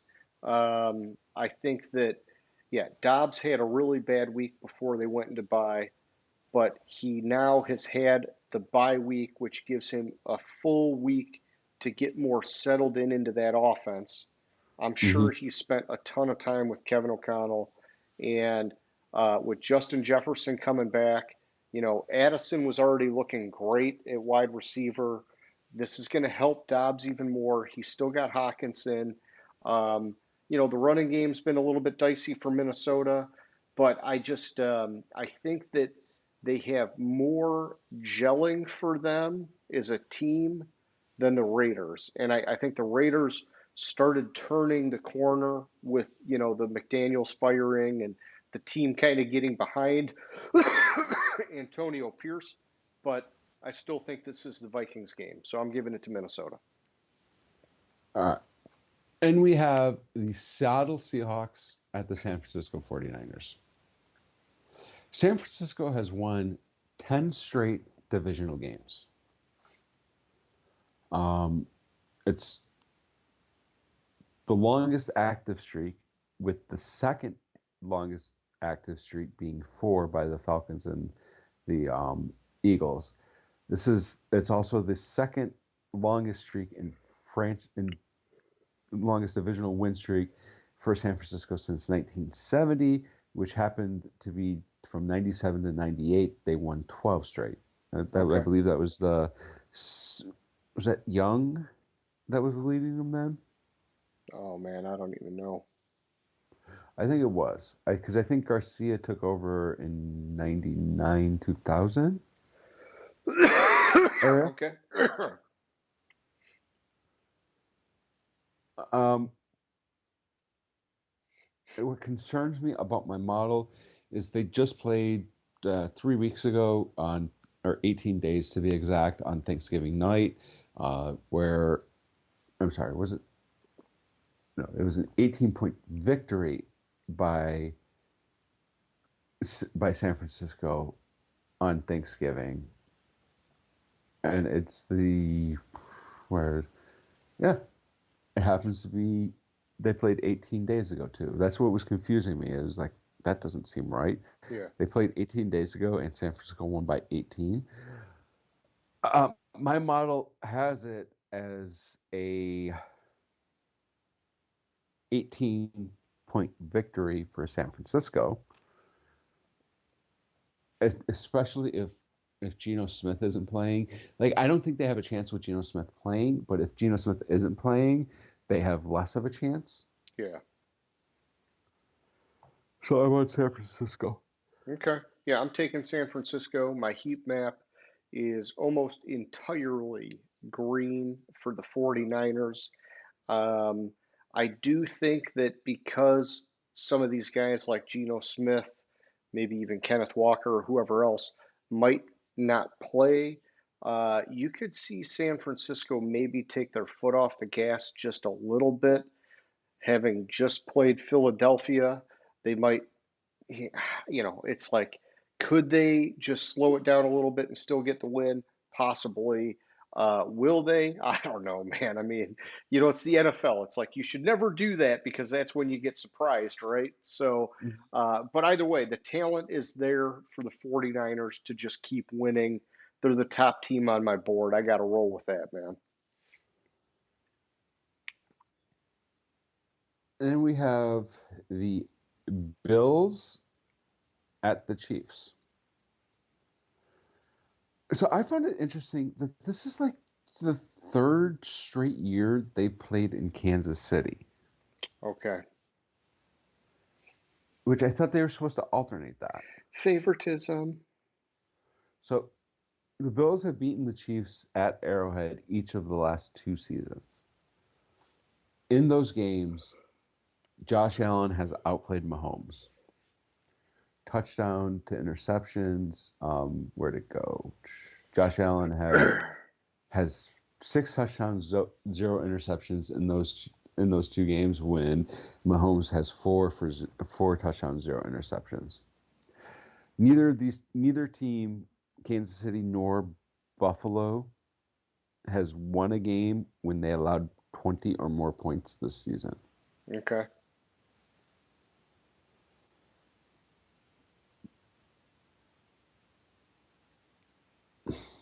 Buffalo's coming out of the bye, and under McDermott, Buffalo is undefeated after the bye.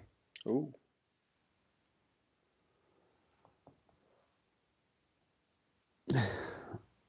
I had to pick a team on this one because my model told me it would not pick a team.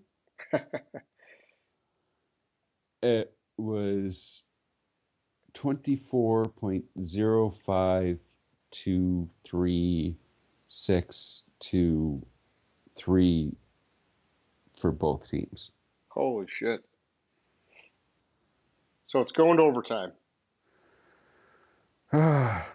So I just think Kansas City is slightly better than Buffalo, and I think Buffalo is going to lose. So I'll take Kansas City. Okay. Yeah, I'm with you. I'm taking Kansas City. Buffalo, they just keep finding ways to shoot themselves in the foot this year. And I know they've had a lot of injuries and other things going on, but I think their coaching has been a little bit messed up this year too. Josh Allen, for as good as he is, he turns the ball over a shitload. Kansas City, yeah, they're coming off a loss to Green Bay. I think they're going to want to come back and rally a little bit. They know that this is a premium game against Buffalo, and so I take the Chiefs, even though both of these teams are a little bit shaky in my book right now. All right. Next up, we have the Denver Broncos at the Los Angeles Chargers. Now, my model has Denver winning. And I don't think I would have said this 3 or 4 weeks ago, but quite frankly, I trust Denver more than I do the Chargers. I mean, it's because they've been coming around, right? Yeah. And the Chargers never come around. Also, the Chargers have not lost to. Here's the interesting thing. Chargers have not lost at home to Denver since 2019. Okay.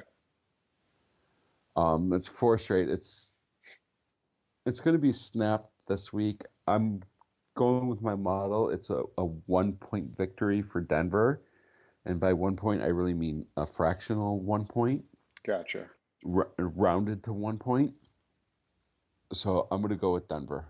Okay. Yeah, so for this one, I'm taking the Chargers. My model's got them winning by 5.5. It's tough because, like we've talked about, my model always gives the Chargers more credit than they should have.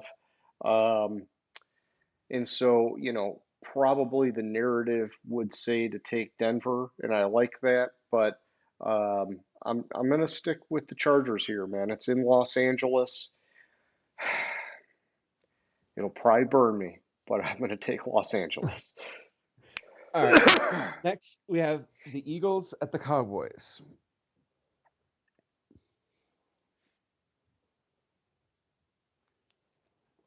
For those of you that want to play Question of the Week, I just gave some hints by moving out of the way to see Dallas behind me in Oh yeah. Name that stadium. Name that stadium. and Name it. just giving a hint.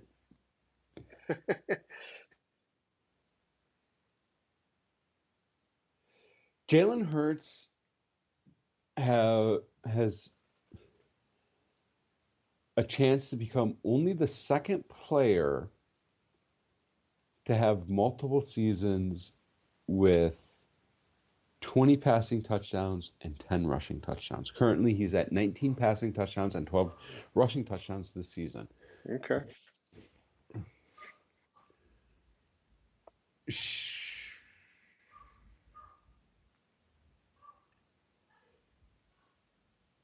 So the game in Philadelphia, Dallas had it in their grasp, and two things happened. Dak Prescott stepped out of bounds inches away on the 2-point conversion. Oh yeah. Not Dalton Kincaid. Is it Dalton Kincaid that's their tight end? Who's their tight end? Ferguson? No. Schoonmaker, the guy from Michigan? Oh, You're talking about Philly. no, I'm talking about Dallas. Yeah, Was the Ferguson and Schoonmaker or whatever his name is. then it was not tight end. Hold on. Give me a second. Let me look up something because Sure. I wrote.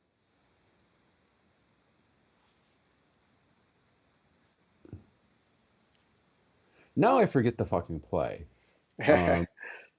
But I forget who the player was, but it was literally inches short of scoring a touchdown. Okay. This is gonna bug me. I will look it up when you talk about this game. I think Dallas is actually a better team, and like this brutal stretch for Philadelphia is kind of starting to show Yeah. their wear on them. Like they allowed 42 points to San Francisco. All right, it was 4th and 1, and it was no, it wasn't 4th and 1. 30. There was something in goal. Am I remembering a fucking? I don't know. You're kind of ringing a bell that they got stopped short, but while you're looking for it, yeah, I'll tell you, I'm taking Philly in this one. It was Schoonmaker. Okay. It was Schoonmaker that he was short. There was ruled touchdown on the field, and it was overturned. The replay reviewed whether he broke the play. It was reversed, and it was mere inches. Yeah. So it Gotcha. was Schoonmaker, and that was like either one of those plays. It's a different game where they don't have to score a touchdown on the last drive where they fumbled. They just kicked the field goal. They were on the Philadelphia 27, kicked the field goal, tie the game with the Dak Prescott stepping out of bounds on the 2-point conversion. Or if that touchdown scores, then they're not in that position anyways. I think Dallas is not the better team of these two, I think the pure fact that this stretch is so tough for Philadelphia gives Dallas the bonus in this game, Yeah. and it's starting to show that it's worn Philadelphia down by allowing 400 points to San Francisco, who's not that really high scoring of a team this year. My model has as a 34-30 victory for Dallas, and I'm going to stick with that. Okay. And this is the Sunday night game, by the way. Yeah, and it's in Dallas, where Dallas has been phenomenal all year. They've been great at home. I hear everything that you're saying, and I agree with all of it. But I'm sticking with Philly. I have them just a hair higher on my board.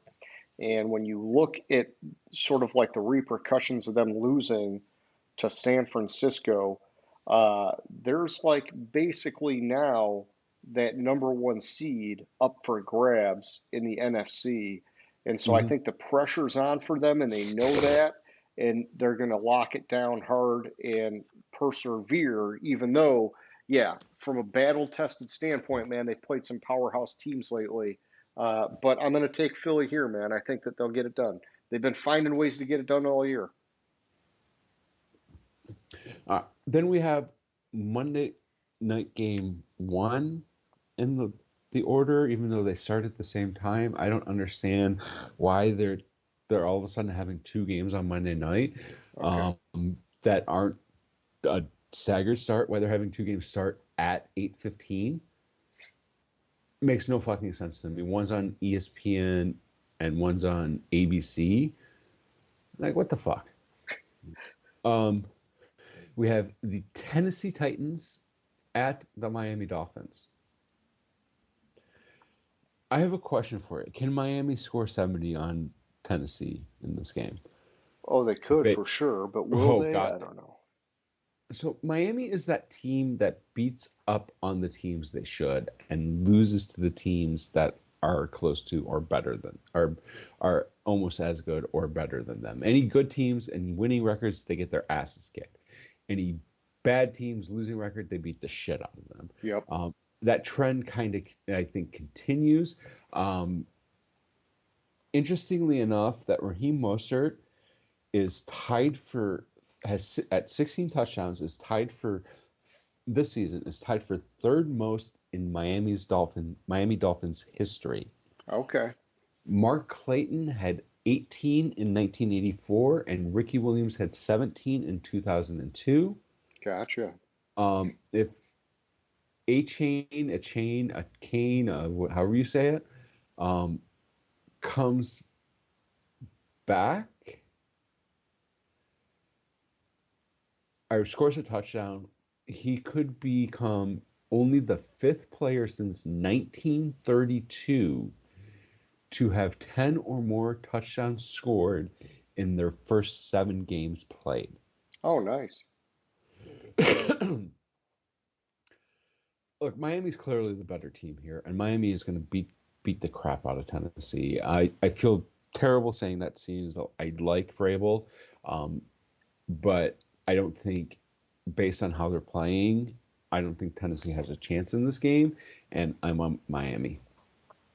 Yeah, I'm with you, man. You covered it pretty well. The wild thing is that my model only has Miami winning by 4, but I think the reality is, like you said, they're gonna beat these guys down because that's what they do. They beat down the inferior opponents, and then they sort of kind of choke it up to the better opponents. And so I don't need to overanalyze it. The Dolphins are taking this one. All right. Then last game of the other Monday night game, last game for this weekend is the Green Bay Packers at the New York Giants. I'm going to play a little game with you. Sure. I'm going to call this Tommy DeVito or all other Giants quarterbacks played this season.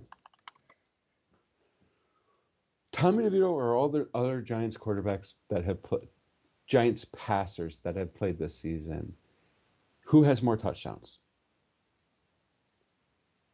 Oh my gosh. All other Giants quarterbacks. No. DeVito has 7 TD passes. All other Giants quarterbacks have 4. Oh, it's so bad. Next question. Interceptions. Who has more? DeVito or all other Giants passers? All other Giants passers. Yes. DeVito has Oh. 3. All other Giants passers have 6. Okay. Which is crazy because whoever heard of Tommy DeVito. DeVito's like that player where the rust isn't shown. Not the rust. The flaws aren't showing yet. The league's not catching up to him. More films on him. He's still playing well, which is surprising.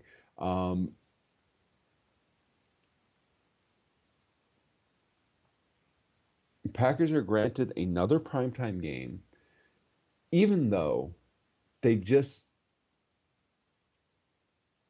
that I read 3 seasons, but it's first primetime win in 3 tries this season. Okay, that makes me.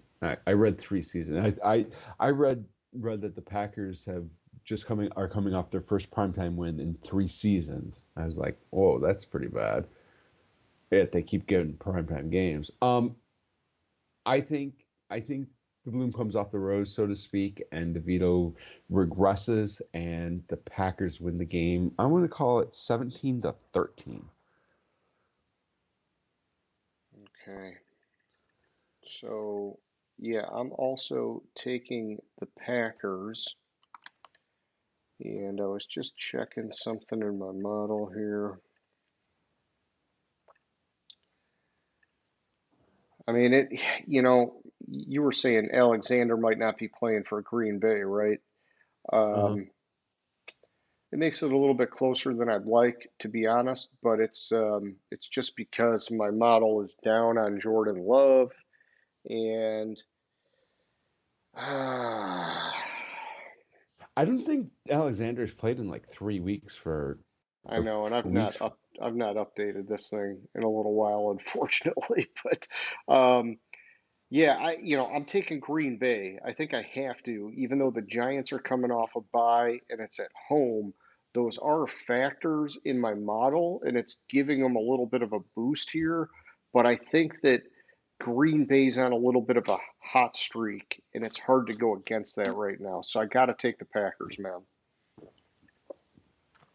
And I checked, and Alexander hasn't played since the Rams game on November 5th. He Okay. played on he played on opening the first 2 weeks of the season. Then he didn't play again till then he didn't play for 2 weeks. Then he played on October 9th. Then he didn't play for 20 days or 3 weeks, and he played on 2 weeks in a row with October 29th and November 5th, and then he hasn't played since then. And he's more than likely not playing again this week, just to Yeah, follow good up to on know. that. But yeah. So then we're on to the Thursday night game. Oh God.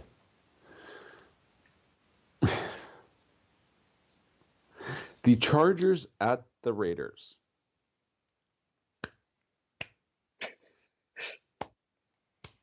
Another Thursday night game I will be skipping.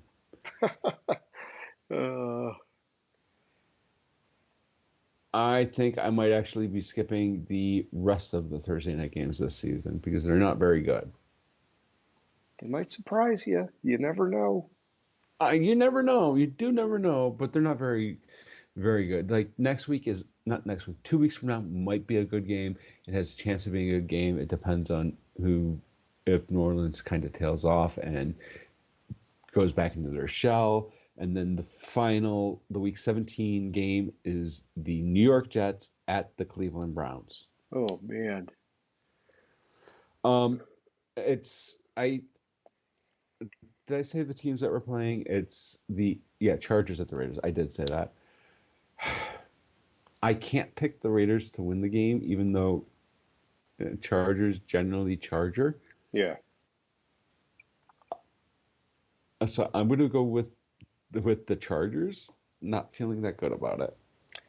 Oh yeah. I'm with you, man. I'm with you. I'm taking the Chargers. Heat maps almost all green for the Chargers. But yeah, they always seem to underperform. But I am going to take them. The one bright thing for the Raiders is that it's in Los Angeles or Las Vegas. Hmm. But yeah, I'm going to take the Chargers, and probably not going to change it, even though I don't know what the hell to do with my model, man. I guess just keep dialing down the coaching rating for Staley, and maybe that'll bring it back to reality one of these days. Maybe. You never know, but God, I agree with you. I don't know what to do with the Chargers. All right, so that's the picks for the week. I need to make up a lot of ground on you. I might just go back to all my picks and take the opposite of you and see what Yeah, happens. desperation mode. Um, but do you have any final thoughts for the picks? I do not. All right, then you can take it away with question of the week. I didn't see warning on question of the week, so I'm intrigued to see what this Oh question yeah. came up No, with us. and this isn't like a timing specific thing or anything. And I did want to send you a heads up, and I just it slipped my mind. But this is something that came up the other day when I was watching TV, and it surprised me. And so my question is, why aren't we hearing more about Kayvon Thibodeau? As a second year defensive end. All the attention last year and even this year has been about the debate between Hutchinson and Trayvon Walker in Jacksonville. But when you start now looking at the stats, Thibodeau's got 11 sacks on the year. And I think Hutchinson here, I'm going to pull it up real quick. Hutchinson's only at 5.5 and Walker's at 5. And it just, I guess I'm just surprised. Maybe it's because he's getting lost in the Giants' shitty season, but I would have thought we would have heard some more about him rocking 11 sacks at this point in the year, man. He has 11 sacks this year. I guess I better look it up, but that's what I had, man. No, that's like it's shocking to me that he. Yeah, he's got 11 sacks, dude. He had 3 against the Jets, 2 against the Commanders, 2 against the Seahawks, and then, sprinkle a few more in there. He's having a really good year and nobody's talking about the guy, man. So I think it's got to be a factor of like there's so much other shit going wrong in New York, and with the Giants and with New York media, and it tends to be focused on the negative when shit's going wrong, and the whole Daniel Jones saga, like they're not the team that they looked like last year. Thibodeau may be having a good season, but I think it's just getting lost Yeah. and everything else is going on there. I can't think of any other reason. Like I said he has 11 sacks. Like holy shit! I didn't realize he had 11 sacks. Also this year, like one thing you got to look at is he has 11 sacks and he's ninth on the list. Like Khalil Mack has fucking Yeah. 15 sacks this season. Yeah. Oh, yeah. I mean, TJ Khalil Mack Watt had has 6 14. in the one game, man. I mean, it's nuts. Yeah. But yeah, So Thibodeau, dude, he's, and the thing too is they traded Leonard Williams at the trade deadline, and he's had a lot of production with the sacks even after that trade, man. And so it's like, I mean, it's good for him. I'm just surprised we're not hearing more about it, is all I'm saying.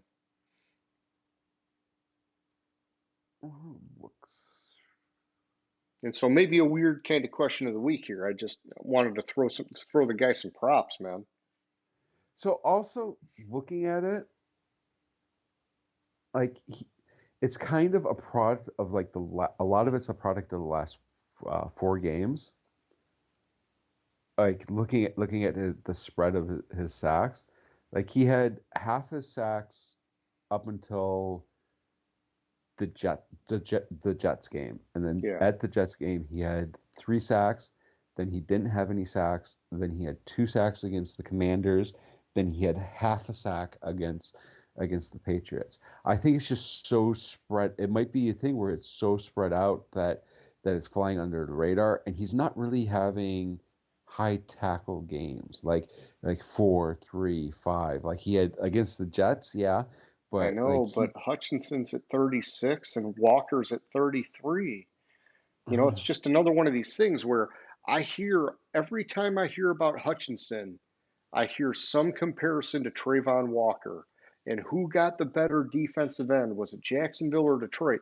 I never hear anybody bring up Thibodeau. but But Thibodeau's man, playing more linebacker than defensive end, where Hutchinson Walker are playing more true defensive end. Okay. That might be a factor in it. Yeah, no, that could be for sure. That could be. I didn't think about it like that. Yeah.